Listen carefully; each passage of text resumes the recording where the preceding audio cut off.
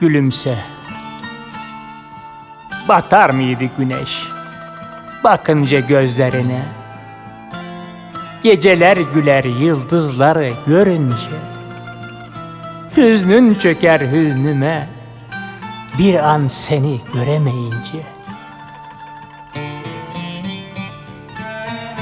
Gülümse, gülümse bahar kokan gül yüzüne, kış kokan bedenime.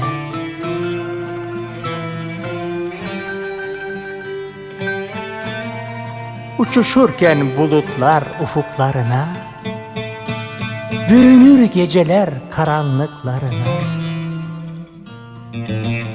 Şiir gözlüm dalar tatlı uykularına.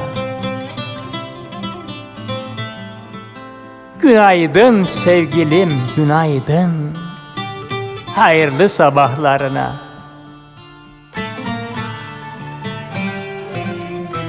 Gülümse, gülümse bahar kokan gül yüzün ile, sensizliğe bezenmiş günlerime.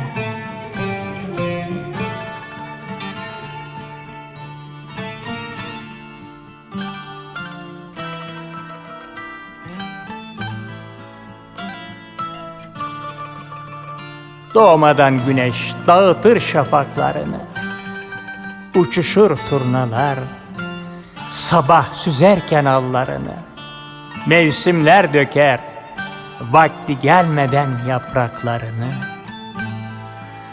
Ey mehtaplı gecelerin nazlı sultanı, gülümse, gülümse bahar kokan yüzün ile, sevgiye unutulmuş yüreğime.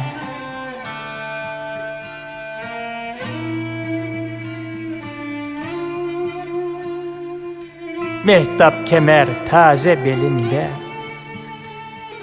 yıldızlar güldür senin elinde. Gülümse uzmanya boylu gönlü zenginim, füsun dolsun ruhumuza. Gülümse, gülümse bahar kokan gül yüzünde. Gecelerime, gecelerime